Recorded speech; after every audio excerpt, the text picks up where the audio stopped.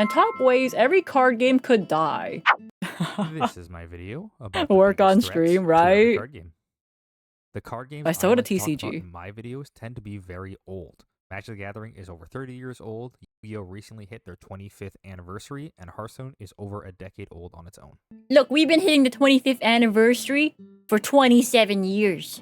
Not like that really, but like it's the 27th year. We've already just recently gotten rid of the 25th anniversary, man. It's not that special. It's really not. Which is a lot of the reason why I tend to talk about these card games. The fact that they're so old shows the staying power behind the Bro, just designs call of the this cards that they old! put into their game.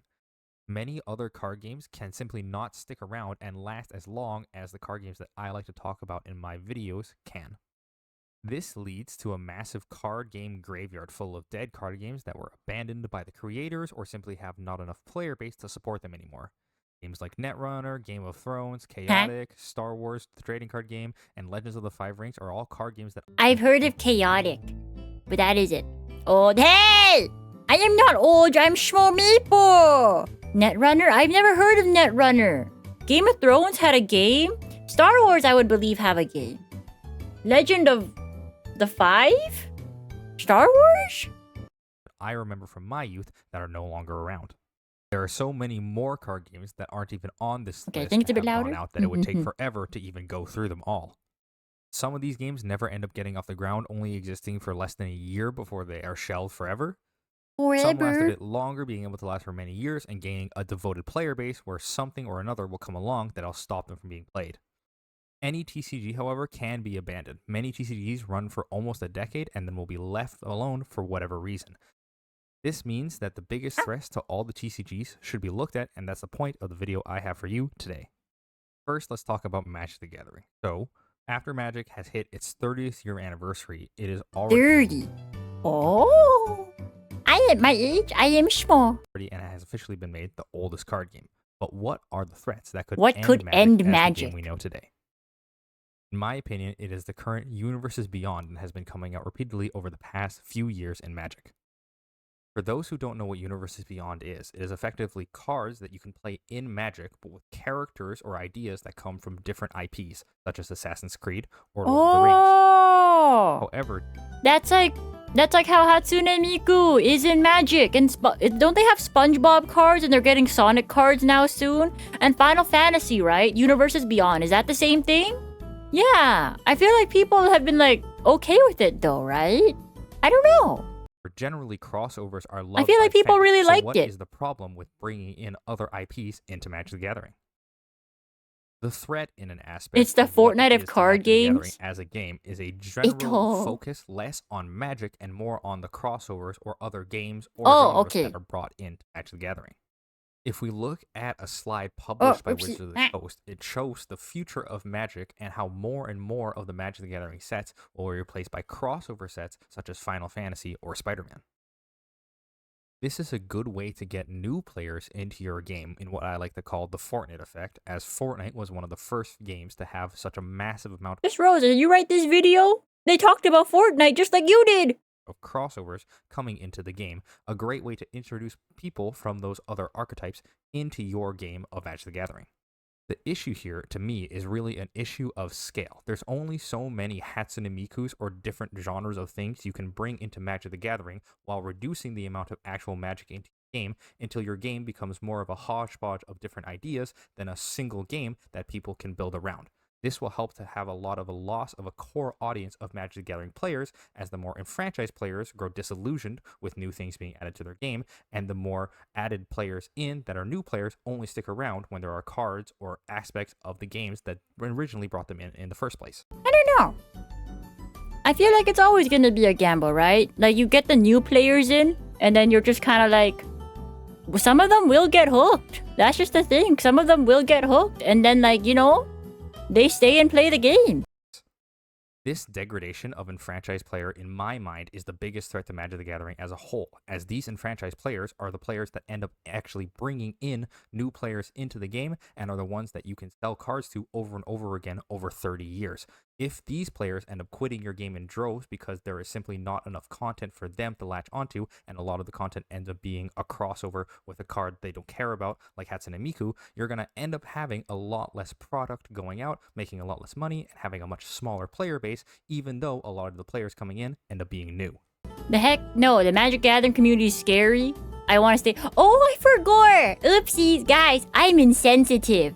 Back in the day, the Duologs put an ad for his merch in one of his Magic the Gathering videos, and that video got so much hate from the Magic the Gathering community. They were in his comment section being like, wow, you betrayed my trust.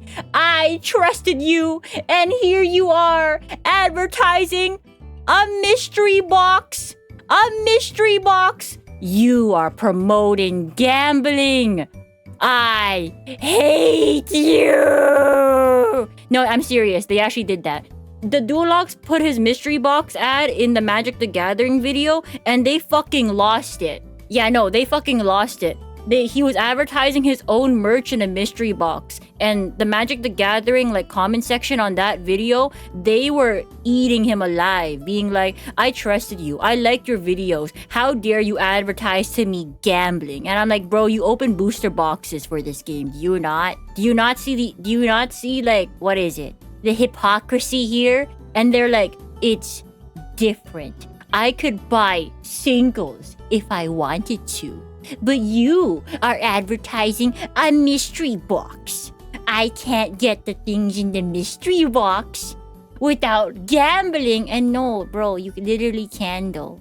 Yeah, no, they were complaining about the fact that he had a mystery box and how it's gambling and how it's bad that he's promoting this in a Magic the Gathering video. It was crazy shit. So yeah, everything in the box is on the merch store. Yeah, that's what I'm saying. GamblingCon awesome though. I don't get it, man. They fucking hated the Duologs in that video. And they were just like, wow, I can't believe you would advertise to us gambling. Bro, you're watching a Magic video? Let's not. Glitch Stars gambling when you should make Glitch Stars gambling boxes. I think you should put it in Magic the Gathering videos so that way they could get mad, because that at the end of the day, is there really bad PR? No, all PR is good PR. Now we're on to Yu-Gi-Oh! So, what could end up ending Yu-Gi-Oh! As a card game? Yu-Gi-Oh! In my opinion, it's the old mind of all the players. There are so many players who play Yu-Gi-Oh! Who are incredibly devoted and got in on the ground floor of Yu-Gi-Oh! When it originally came out. You want to make them, but the talents won't let me? Oh, you should sign me. I don't have a contract with Glitch Stars yet, but I was just taken as a package deal with Big Maple. If you sign me, I can advertise mystery boxes for you. I could advertise it. I'm 2 feet tall. I could be like, did you know the mystery box gets shipped in could fit a small maple? Whoa! Now, having a lot of devoted players to your game should be a good thing in theory. It seems like the exact problem that Magic is going to end up losing, and something that Yu-Gi-Oh! Can take advantage of. However, there are some issues with the way Yu-Gi-Oh! Is built right now that makes this a problem.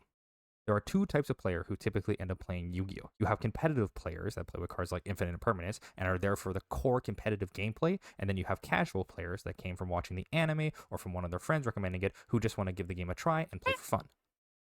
The biggest problem facing Yu-Gi-Oh! Is that both of these aspects do not do a good job bringing new players into the game in a way that will make them stick around and be satisfied with the playing Yu-Gi-Oh! Experience. This is true. A lot of people complaining about the speed of the game nowadays. Play GOAT format or playground format, which is a fun format technically. Small deserves a separate contract. She should be paid more than Big Maple. You know, I want a contract. Can I have a gacha budget, please?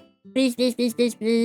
Didn't Log say he was scared of Small? No, he's scared of Big Maple. He's not scared of me. He finds me annoying. But I'm also his favorite. The best thing they have at the moment is Master Duel, which has a whole host of issues, especially when it comes to introducing new players to the game of Yu-Gi-Oh! This new player problem, as I phrased it, comes in many different ways in Yu-Gi-Oh! First is that Yu-Gi-Oh! Has an absolute ton of mechanics. There are link summons, there are ritual summons, there are synchro summons, there are XYZ summons, there are pendulum summons. Damn right they there are are. so many different mechanics in Yu-Gi-Oh! Now, having a lot of mechanics is fine. Many card games have it, but when you start actually reading the Yu-Gi-Oh cards, you find that there's a lot of issues that come up from the mechanics that are put into Yu-Gi-Oh! Now. Let's not get crazy now. That's why Master Duel exists. We don't have to actually read. If button glow, we can click. Sometimes we do not click. Oh, graveyard glow yellow. Oh, there's a list of things I can do. You see? We don't actually have to read anymore. My life is easier now.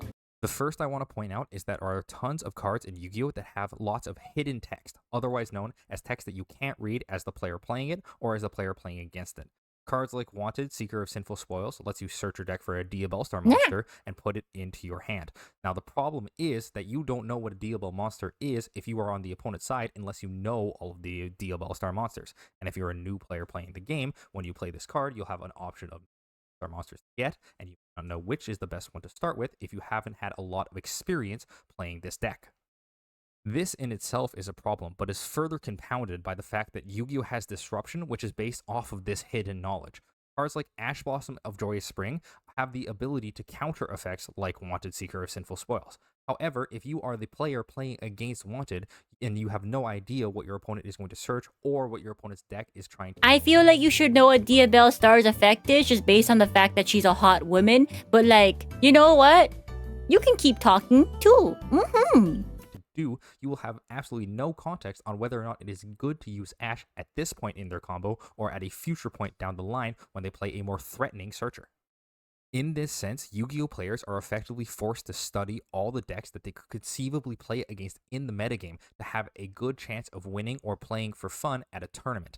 This way, if you are not experienced enough in Yu-Gi-Oh!, you will simply get destroyed early on with no idea what happened because you do not have enough knowledge about your opponent's deck and what they could plan to do.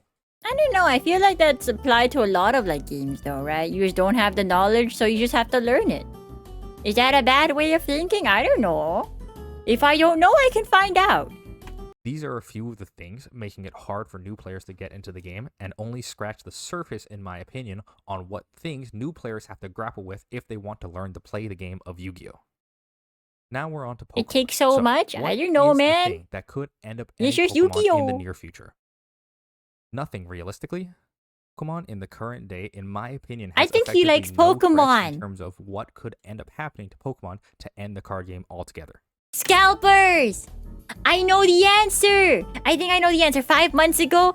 Oh, I know the answer. The answer lies in the fist fights I've seen in the Costco parking lot for people to try to get Pokemon products. Oh, you forgot. People scalp Pokemon products like crazy because they know they can target parents that want to get little Timmy his booster box. They know. So the parents will pay up the ass because little Timmy won't stop crying for Pokemon. You forgot about the scalpers. You may be wondering why this is the case, and in my opinion, it's because Pokemon has two aspects that are core to it that will keep the game alive for a very, very long time. Similarly to the previous two games I've talked about, Pokemon has a competitive aspect with people playing cards like Rare Candy and trying to beat their opponent as fast and efficiently as possible. And Pokemon has a more collector casual aspect with people collecting cards, not only because they want to have a large collection, but because little Timmy's 20 years old. Look. I'm not talking about little Timmy being 20 years old. I'm talking about like actual kids that want to buy Pokemon cards. Because they do exist, by the way. They do exist. They do want cards, but it's gonna be impossible for them to actually get it, you know? because they may like the artwork on the card. Interestingly, Pokemon helps both of these groups by having them feed into one another in a really interesting way, having both halves of the player base have options to transfer over to each other's side easily.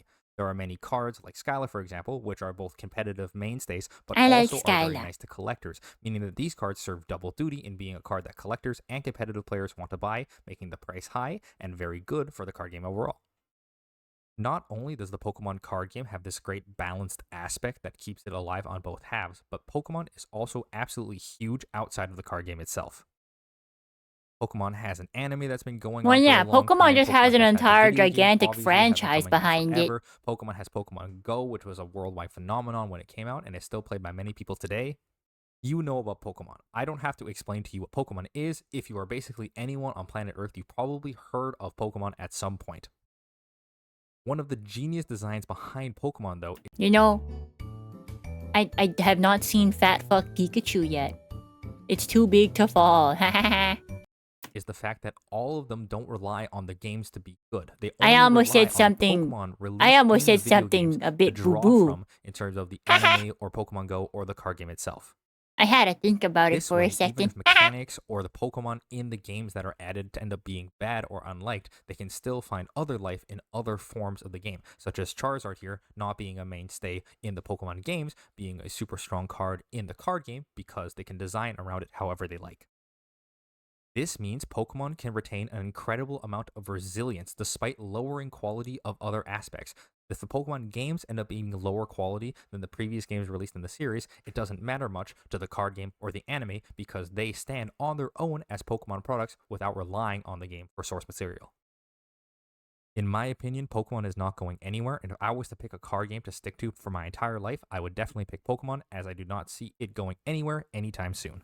Okay, so what I'm hearing is, Mr. SodaTCG, you have trained in the ways of waking up early to get to the Pokemon Center or programming a bot to make sure you have gotten a booster box, because there ain't no way you're getting a booster box nowadays. That's not an exorbitant price, man.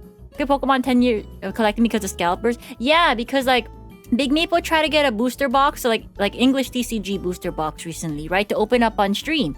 It was the one with the Team Rocket on it. Scarlet and Violet, Rocket Revenge, whatever you want to call it. I forget what it's actually called. But like MSRP is like $250, right? I think all the game stores, because they also have trouble getting the product, are selling it for like $380. It's Destin Rivals. That's it. Yeah, Destin Rivals. Yeah.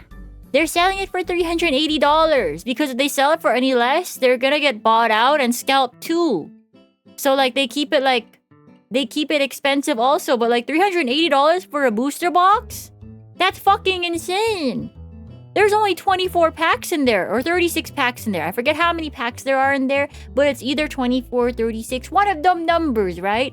I think if we do the math, hold up. Big Meeple also has to pay taxes, 13% tax. So that is $430 for a booster box. If there's only 36 packs, by the way, then you're paying $12 a pack. I think that's ass. Not the good ass. I think it's horrid ass. Finally, for Hearthstone. So, what is something that could end up ending Hearthstone in the near future?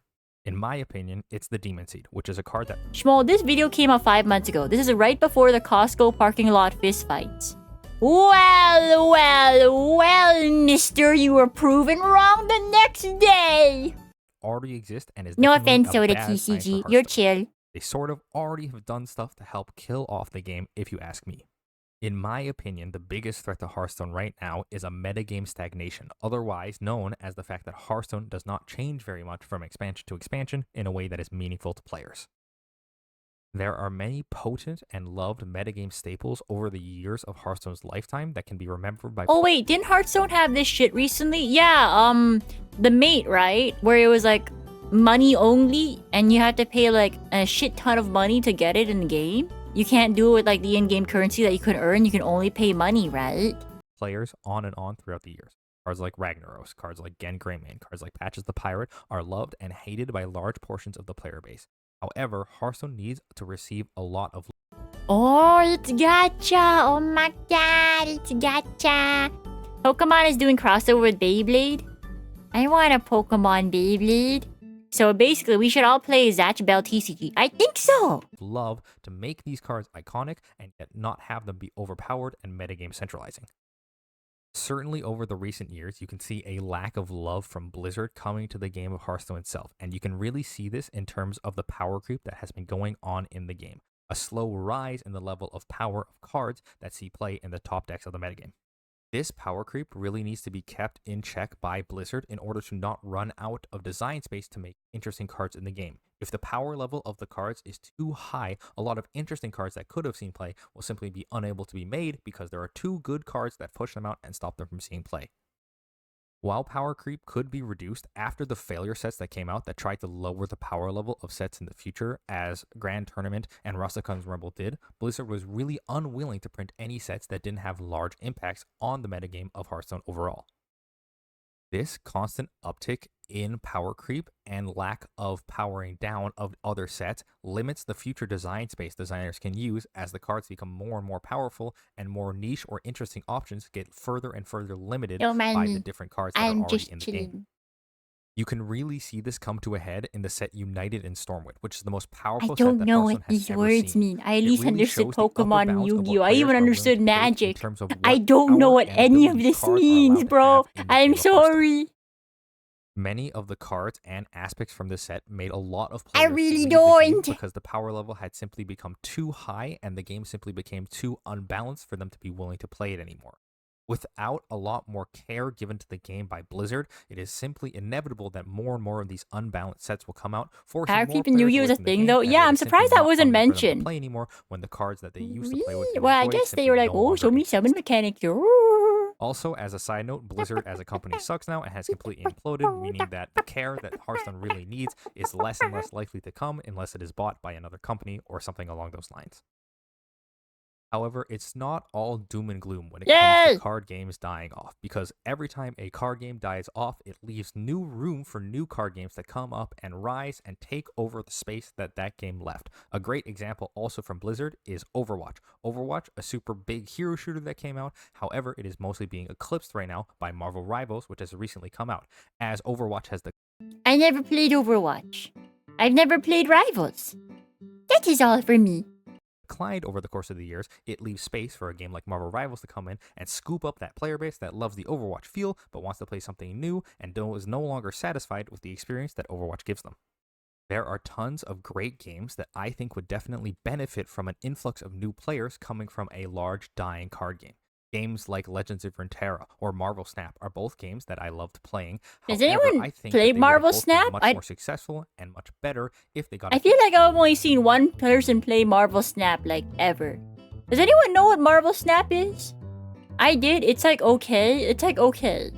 Yeah, I've only ever seen one person play Marvel Snap. I'm gonna be real. influx of new players by either coming out earlier when these big card games had originally It's like come boring out, after or if 20 one of them minutes. bites the dust, they Oh, can scoop okay. up a large amount of those new players from those old card games.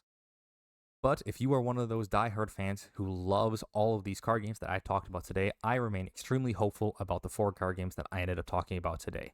These games have all survived many different disasters over the course of the years of This their kind of release. makes it sound like it survived like a natural disaster. Being like, ah, yes, first we were hit by an earthquake, and then we were hit by a tornado, and then the tornado also set my house on fire. But then the tornado picked up the fire from my house, and then it became a firestorm. But then it rained, but it rained too much, and now my house is flooded. I don't know how my house is still standing. I didn't know. That's what I think of when I was like, ah, yes, I've survived many disasters. But then the earth opened up again, and I was hit with another earthquake. Living. So even while Magic may become less and less Magic and have more and more crossovers, and even though Master Duel is a travesty in terms of a new player experience, I have a hard time bringing in new players, and even though United and It's Soldier did come out shiny. and crush a large portion of the Hearthstone player base, I still remain hopeful. The developers of these games still stay around and Hey! have clearly done some core things in these card games. This is my yes button simulator. Click shiny button, go brr. How could you say mean things about it? Players stick around for so long, and that is why even through these trials and tribulations, I believe that these card games will hold fast and be able to remain as good card Al, games. don't into talk the to future. me. Also, if I didn't make it clear enough in the video already, I think that everyone should at least try playing the Pokemon trading card game. This game, I think, is going to stick No, around bro, for a you've long made it time, clear. and has clearly been given a lot of care by the developers of the game to be both accessible to new players in a casual aspect and fun for competitive players. Give this game a try; it is worth your time.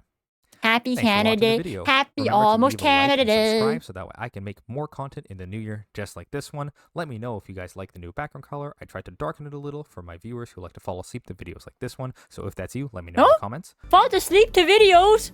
That's just like Mr. Duologs.